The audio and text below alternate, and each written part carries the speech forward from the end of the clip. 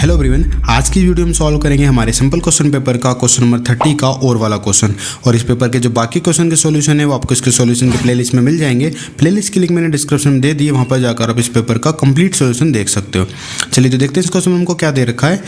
AB is a chord of a circle centered at O such that angle AOB equal to 60 degree. If OA equal to 14 centimeter, then find the area of the minor segment. ठीक है, यहाँ पे √3 की value बता रखिए, यहाँ पे use करेंगे आप √3 इक्वल टू 1.73। देखो यहाँ पे क्या बोल रहे हैं, आपके पास क्या है, AB क्या कोड है। देखो यहाँ पे एक सर्कल दे रखा है जिसका सेंटर O है और AB क्या है हमारे पास है, कोड है।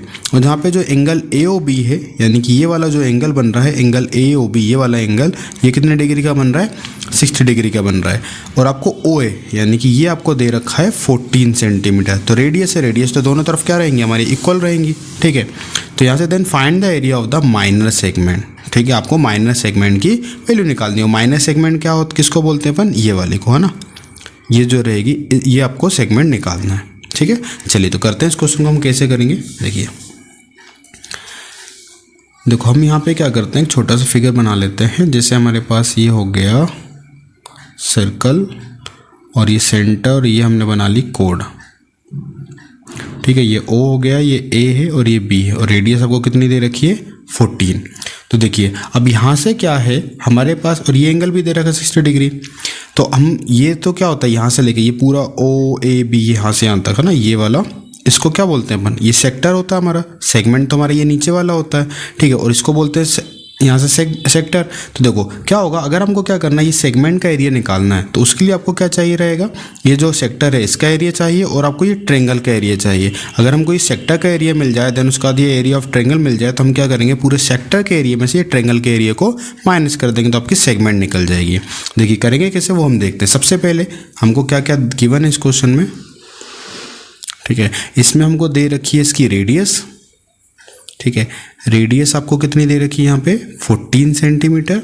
उसके बाद जो थीटा है वो आपको कितना दे रखा है, 60 डिग्री, जो कि आपका एंगल AOB। ठीक है, वो दे रखा है आपको 60 डिग्री। अब देखिए एरिया ऑफ सेक्टर निकालना आसान है। एरिया ऑफ सेक्टर का फॉर्मूला आता है हमको, तो सबसे पहले तो ये निकाल लेते हैं, फिर ट्रेंगल के लिए काम करेंगे। तो area of triangle, sorry sector लिखेंगे अपन, एरिया ऑफ सेक्टर OAB, है ना। OAB में कौन सा सेक्टर आएगा, ये वाला OA, यहाँ से यहाँ तक ये पूरा और ये, ठीक है, इस टाइप का ये पूरा आएगा आपका। ठीक है, तो हम क्या करेंगे, एरिया ऑफ सेक्टर का फॉर्मूला हमको पता है, θ/360 इंटू πr²।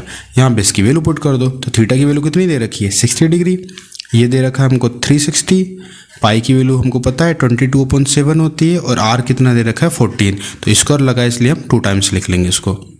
देखो यहाँ से जो कैंसिल हो जाए कैंसिल कर दो। देखो 7 1 जा 7, 7 2 जा 14, 0 से 0 कैंसिल, 6 1 जा 6, 6 6 जा 36। और यहाँ से हो जाएगा ये भी 2 3 जा 6 और 2 1 जा 2। ठीक है, तो हमारे पास 3 से तो कोई नंबर कैंसिल होगा नहीं। तो यहाँ पे हमारे पास कितना बच जाएगा, ऊपर बचेगा 22 इंटू 14 डिवाइडेड बाय 3। ठीक है, इसको आप सॉल्व कर लो आगे। तो ये कितना हो जाएगा, 14 2 जा 28 कैरी टू 14 2 जा 28 30, यह आ गया 308/3। इसको आप कैंसिल करके पॉइंट में निकाल लो। ठीक है, क्योंकि हमको फाइनल आंसर निकालना ही पड़ेगा उसमें पॉइंट में ही, क्योंकि √3 की वैल्यू भी दे रखी है, कहीं पे यूज़ होगा तो हम यूज़ करेंगे वहाँ पे। ठीक है, तो इसको आगे निकालो आप। तो क्या हो जाएगा, ये देखो 3 1 जा 3, यहाँ से बचेगा हमारे पास 0, तो यहाँ पे हम लगा देंगे 0। ये 8, तो 3 2 जा 6, बचेगा 2, तो पॉइंट लगाएंगे तो कितना हो जाएगा 20। फिर हमारे पास कितना हो जाएगा, यहाँ से 20, तो 3 6 जा 18 हो जाएगा, फिर 2 बचेगा, है ना। ऐसा कंटिन्यूसली चलता जाएगा, 6 6 6 6, है ना। तो हम यहाँ पे क्या करेंगे, 7 लगा लेंगे, है ना। क्योंकि देखो क्या होता है हमारे पास यहाँ पे, हम इसको डिवाइड करेंगे 102.666 चलता रहेगा ऐसा। तो इसको अप्रॉक्सीमेटली हम 6 7 ले लेंगे, यानी कि हमारा जो फाइनल आंसर हम लिखेंगे 102.67 सेंटीमीटर स्क्वायर। तो ये तो आ गया आपके पास में एरिया ऑफ सेक्टर। अब हमको क्या निकालना पड़ेगा, यहाँ से एरिया ऑफ ट्रेंगल और चाहिए। अब एरिया ऑफ ट्रेंगल कैसे निकालेंगे हम, देखिए यहाँ पे ये एंगल दे रखा है 60 डिग्री। अगर ये 90 दे रखा तो 1/2 बेस इंटू हाइट वाला फॉर्मूला लगा के डायरेक्टली हम कर लेते हैं, बट यहाँ पे दे रखा है 60 डिग्री। तो 60 डिग्री में हमने पढ़ रखा है, हमें क्या प्रूव करेंगे, इसको इक्विलेटरल ट्रेंगल प्रूव करेंगे। तो कैसे करते हैं, नाउ देखो इन ट्रेंगल OAB इसमें देखो आप ओ ए इक्वल टू ओ बी है, ओ ए इक्वल टू ओ बी है, रेडियस है, दोनों तरफ बराबर रहेंगी। तो हमने पढ़ रखा है 9th क्लास में कि इनसे बनने वाले एंगल भी क्या हो जाएंगे, इक्वल हो जाएंगे, है ना। आइसोसेलेस ट्रायंगल की प्रॉपर्टी होती है कि अगर ये दोनों साइडें बराबर होती हैं तो इनसे बनने वाले एंगल भी क्या होते हैं, इक्वल होते हैं। तो क्या हो जाएगा, सो डायरेक्टली हम क्या लिख सकते हैं, अगर इसको मैं मान लूँ एंगल एक्स, इसको मैं एक्स मान लूँ ना, दोनों बराबर हो जाएंगे। तो ये यहाँ पे angle O A B, angle O A B equal to किसके बराबर हो जाएगा, एंगल ओ बी ए के, है ना, जो कि हम लिख सकते हैं एक्स यहाँ पे, है ना। ये वाला एंगल इसके बराबर हो जाएगा, ठीक है यहाँ तक। तो देखो अब यहाँ पे क्या हो जाएगा, ये वाला एंगल एक्स होगा, ये भी एंगल एक्स होगा, ये 60 डिग्री है। तो हम यहाँ पे एंगल सम प्रॉपर्टी लगा सकते हैं, है ना। Angle sum property of triangle, क्या कहती है angle sum property of triangle, कि ट्रायंगल का तीनों एंगलों का सम कितना होता है, 180 होता है। तो x प्लस 60 यानी x प्लस 60 इक्वल टू कितना हो जाएगा हमारे पास 180। तो देखो यहाँ से x प्लस एक्स 2x हो जाएगा, ये 60 इधर आके किस में आ जाएगा 180 माइनस 60। तो यहाँ से x इक्वल टू कितना हो जाएगा 180 में से हम क्या करेंगे 60 को माइनस करो, कितना बचा 120 और 2 से डिवाइड कर दो। तो 2 से 6 जा, यानी कि जो x की वैल्यू आएगी वो कितनी आएगी 60 डिग्री। इसका मतलब यहाँ पे ये वाला एंगल भी 60 डिग्री है, ये वाला एंगल भी 60 डिग्री और ये भी 60 डिग्री है। तो हम क्या लिख सकते हैं इसको, हम यहाँ पे क्या बता सकते हैं कि so triangle O A B is an equilateral triangle. A B जो हमारा ओ ए बी है वो क्या बन जाएगा, इक्विलेटरल ट्रायंगल बन जाएगा। अब इसका एरिया निकालना आसान हो जाएगा, हमको पता है कि एरिया ऑफ इक्विलेटरल ट्रायंगल क्या होता है। So area of equilateral triangle O A B, है ना। इक्विलेटरल ट्रायंगल का फॉर्मूला क्या होता है, √3/4 ए स्क्वायर। ए क्या होती है, ट्रायंगल की साइड होती है। इक्विलेटरल ट्रायंगल में सारी साइड इक्वल होती है, ये भी 14, ये भी 14 और ये भी 14 हो जाएगी। तो देखो यहाँ पे वैल्यू पुट कर दो यहाँ से, तो √3/4 और ए स्क्वायर। तो एक साइड कितनी है 14 है हमारे पास, तो 14 × 14 हो जाएगा। इसको सॉल्व करो, 2 × 2 = 4, 2 × 7 = 14, 2 × 1 = 2, 2 × 7 = 14। तो यहाँ पे कितना आ रहा है हमारे पास √3 × 7 × 7। अब आप क्या करो, √3 की वैल्यू दे रखी क्वेश्चन में, है ना। √3 की वैल्यू उन्होंने बोल रखी कि 1.73 पुट करना है। तो यहाँ पे आप कर लेंगे, वैल्यू पुट कर लेते हैं। तो मैं यहाँ पे कर देता हूँ इसको, ठीक है। अब यहाँ पे थोड़ा सा देख लो, इसी के आगे देख लो।